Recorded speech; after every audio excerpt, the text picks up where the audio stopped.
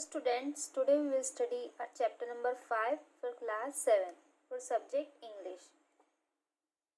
Last video में हमने देखा था हाफ कहानी जहाँ पर कि पार्टिसिपेंट्स को ग्रुप को बुलाकर उनमें से एक को सिलेक्ट किया गया। अब आगे की कहानी में क्या होता है हम देखेंगे। At last, the chief minister announced the date of the sport meet. The participants were asked to assemble in a big ground early in the morning where they had to show their skills. The king, accompanied by the chief minister and some of the other courtiers, came to watch their talent. All the participants knew well that it was their only test before one of them could get a good job in the royal court. Therefore, each of them was eager to do his best.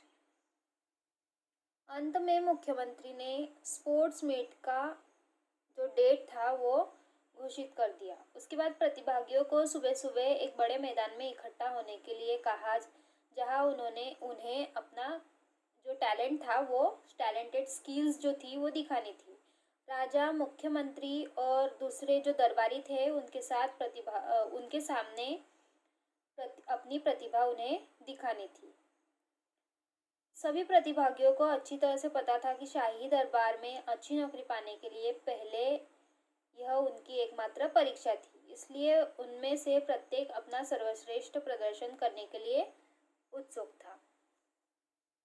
They participated in different games. None of them were inferior to the other in any case. Nevertheless, the first three winners of every game were retained for the next round. At last, there were only 15 candidates left. उन्होंने विभिन्न खेलों में भाग लिया था। उनमें से कोई भी ऐसा नहीं था जो किसी भी मामले में दूसरे से पीछे रह जाए। फिर भी प्रत्येक गेम में पहले 3 विजेताओं को अगले दौर के लिए रखा गया था। अंत में जो लास्ट में थे 15 जो कैंडिडेट्स थे वो बच गए थे। The last event of the day was a marathon race. The participants were asked to go round to main market area of the capital within a stipulated time. The winner of the race would get an appointment. Last दिन जो था उसमें marathon की दौड़ की प्रतियोगिता थी। प्रतिभागियों को निर्धारित समय के लिए भी जो राजधानी थी उसके मुख्य बाजार के क्षेत्र के चक्कर लगाने को कहा गया। रेस के विजेता को अपॉइंटमेंट मिलेगा, ये अनाउंस किया गया। The race began. One of the young men ran so fast that he soon overtook all the other candidates. They covered the market area and started returning back to the games arena. The man was still well ahead of all the other participants. Everybody was sure that he could win the race and get his prize. दौड़ शुरू हुई और एक जो युवक था, वो इतनी तेजी से दौड़ रहा था कि जल्द ही उसने अन्य सभी उम्मीदवारों को पीछे छोड़ दिया। उसने जो था बाजार के पूरे क्षेत्र को कवर किया और खेल के मैदान में वापस लौटना शुरू कर दिया। वो आदमी अभी भी इतना तेज था कि सारे प्रतिभागियों को उसने काफ़ी पीछे छोड़ दिया था और सबसे आगे वही था और सबको यही लग रहा था कि वही जीतेगा और इनाम उसे ही मिलेगा। Suddenly he stopped. There on the side of the road was lying an old man groaning in great pain. He hesitated for a moment, looked back at the other contestant, and then turned and moved toward the old man. वह अचानक रुक गया और सड़क के किनारे एक बूढ़े आदमी को दर्द में देखा, जो कि दर्द से कहरा रहा था। वह एक पल के लिए उसने झिझक उसे महसूस हुई और पीछे मुड़कर अन्य प्रतिभागियों को देखा और वो फिर मुड़ा और बूढ़े आदमी की मदद के लिए बढ़ा। The old man had strained one of his leg.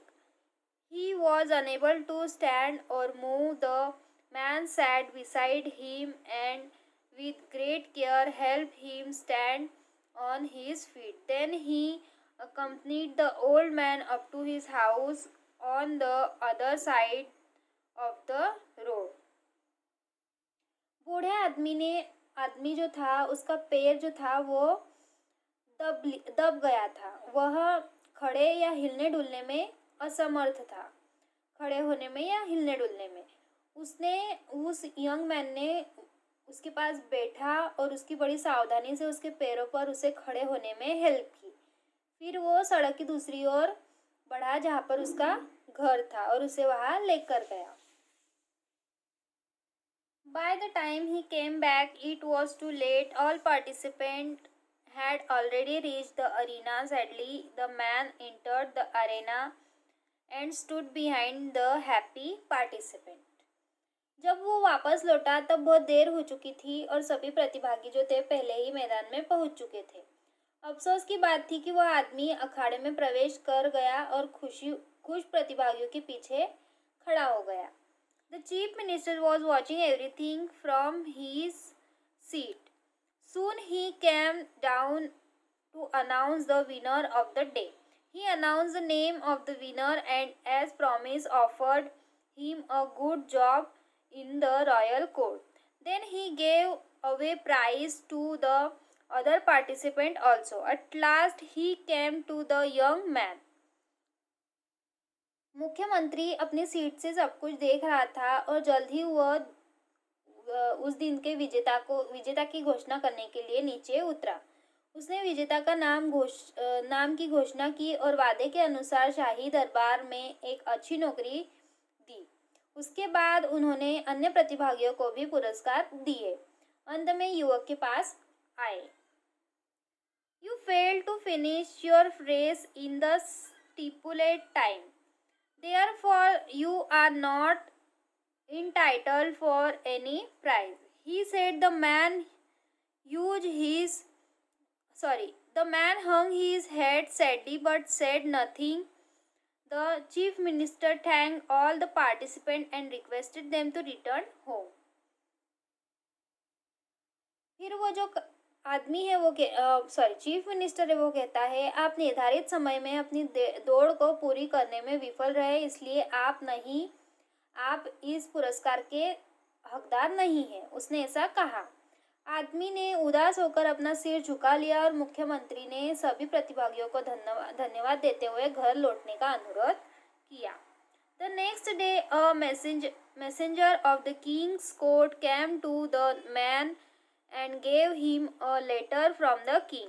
He read the letter, which said the real aim of the sport meet was not only the test the talent of the participant but also moral characters. Actually, I am in need of a man who has not only physical ability but also quality of heart like compassion, pity, sympathy and kindness, so that he can look after my subject and work selflessly for their welfare. You have successfully passed in both the tests. Therefore, my chief minister, who has grown old and wished to retire from active life, has suggested me your name as the right name to be appointed the next chief minister of the kingdom. Based upon his advice, I have decided to. The young man could read no further as his eyes were full of tears of joy and happiness. दूसरे दिन राजा के दरबार का एक दूत उस व्यक्ति के पास आया और उसने एक पत्र उसे दे दिया।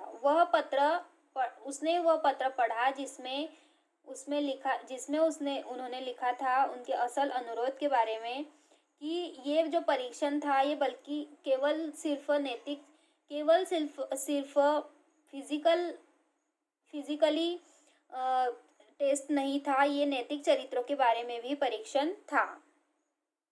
जिसमें कि करुणा, दया, सहानुभूति और दया की तरह दया और दयालु दिल की तरह, ताकि वह मेरी प्रजा की देखभाल कर सके और कल्याण के लिए निस्वार्थ भाव से काम कर सके। आप दोनों ही परीक्षाओं में सफलतापूर्वक उत्तीर्ण हुए हैं। इसीलिए मेरे मुख्यमंत्री जो बूढ़े हो गए और सक्रिय जीवन से सेवानिवृत्ति चाहते हैं, उन्होंने मुझे अगले व्यक्ति की नियुक्ति के लिए सही व्यक्ति के रूप में आपका नाम सुझाया है। राजा के मुख्यमंत्री ने ऐसी सलाह दी है। उनकी सलाह के आधार पर मैंने यह फैसला किया है कि युवक जो है आगे नहीं पढ़ सका, क्योंकि उसकी आंखों में खुशी और